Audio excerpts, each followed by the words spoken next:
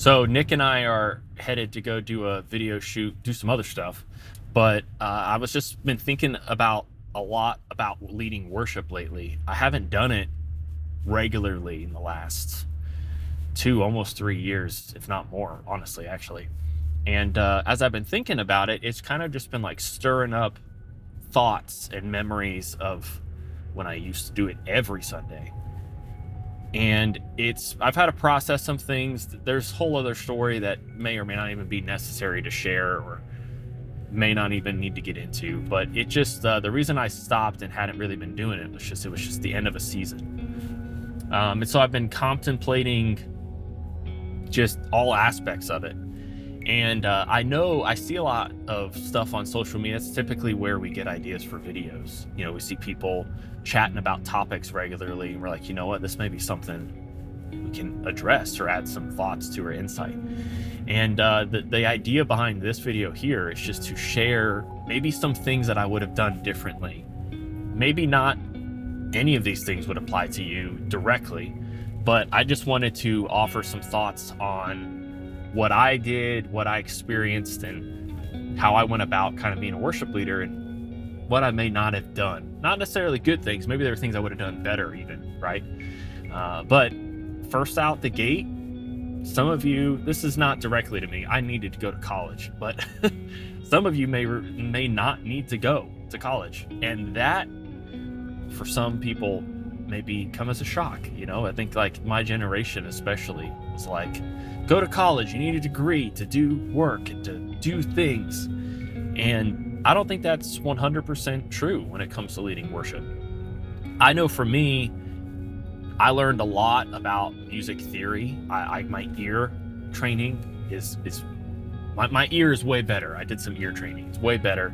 I can hear a song and easily kind of pick up a very good idea of what the chords are right away. And that's helpful to me when I'm trying to learn a lot of songs quickly. But college isn't always completely necessary. The courses I took, a lot of them about worship, didn't actually train me and help me become a better worship leader. We did some more like history of worship, and we looked at just the beginning of the Bible, the beginning of the creation of the world, and kind of all the way through the Bible, kind of looking at aspects of worship that way. And it was great information and it was great stuff to know, but that doesn't really directly apply to leading worship. I don't need that week in and week out.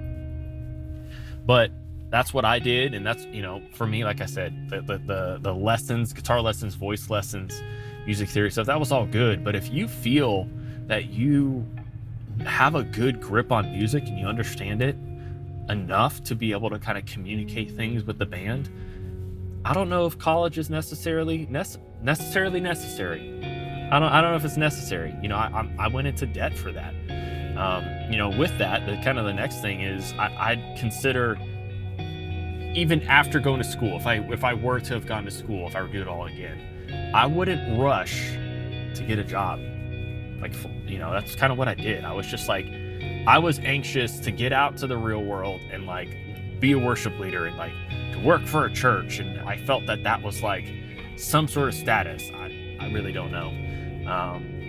Couldn't explain that to you, but I was just so anxious to get out to do it. And honestly, what I do differently, I'd look for some sort of like internship or residency or something that I could get at a church. And the thing is you do have to be careful. Some churches see that as a way to take advantage of you, like free labor. They put you to work, and it's like, that's, it's not to say that you're above serving and laying out chairs and, doing children's ministry. That's not what we're saying here. But the idea is like, some churches will use that as an opportunity to get someone to fill the job titles that they don't want to do themselves. And they can't find anybody else to do because nobody wants to do these things, right? And they'll use that as an opportunity to have you like free labor to do those things. And hate to hear that. We should serve in any capacity necessary, but sometimes it's like this awkward balancing act of, this is serving, now you're being taken advantage of, that kind of thing. But I would consider doing that kind of thing, an internship, especially if you're able to stick around maybe where your family's at and you're able to live with your parents if you're high school, college age. If maybe even if you're married and you feel like God's calling you into ministry, I'd consider kind of interning or being mentored by somebody who's a worship leader on the side, and keep your job. It's a lot of stuff to juggle. It's already, I know for a lot of people, they work a 40-hour work week, if not more. And then they practice during the week, and then they have a rehearsal with the band, and then it's Sunday. It is a lot of time. But if you feel that God's calling you to be in worship ministry, there's some other ways you can go about it without having to go to school and being kind of sort of taken advantage. I kind of felt like I was in ways when I was part-time.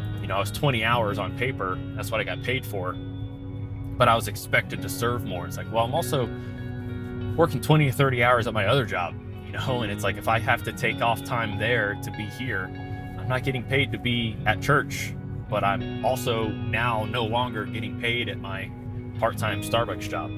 So that's tough to battle too. So that's what I would do differently. Also, another thing, I'd consider maybe going back to live with my parents. Or I mentioned I personally just kind of rushed into it. Not that I felt like I was ready, but I just wanted the job.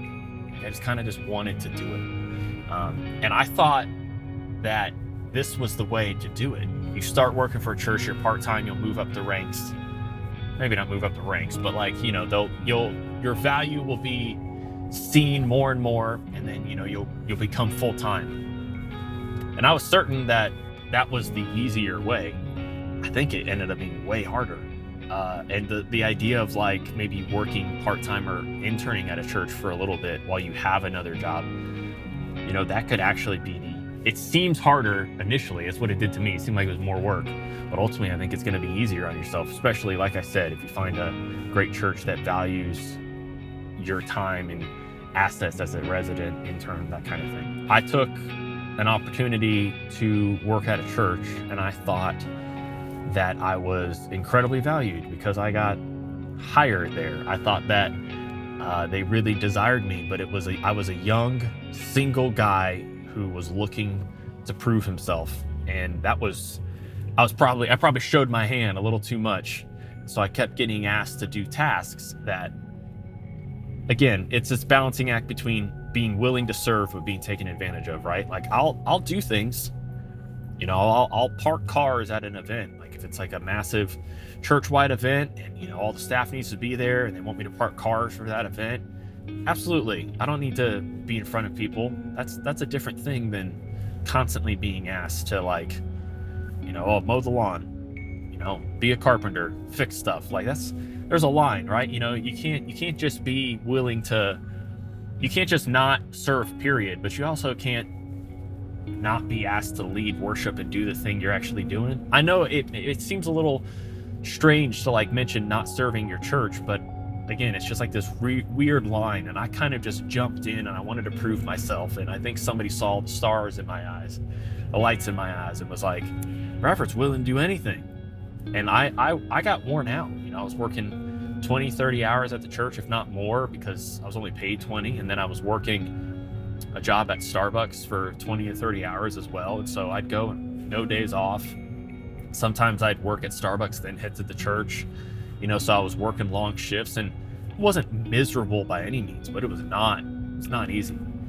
So I would just say, as an encouragement to you to consider other ways to go about getting into leading worship, or just being a part of ministry in general. Maybe you feel like you want to be a pastor. There's other ways also. Maybe you want to do production. Churches love having quality production tech directors. That's a valuable asset. You don't need to just jump into it and forsake everything else.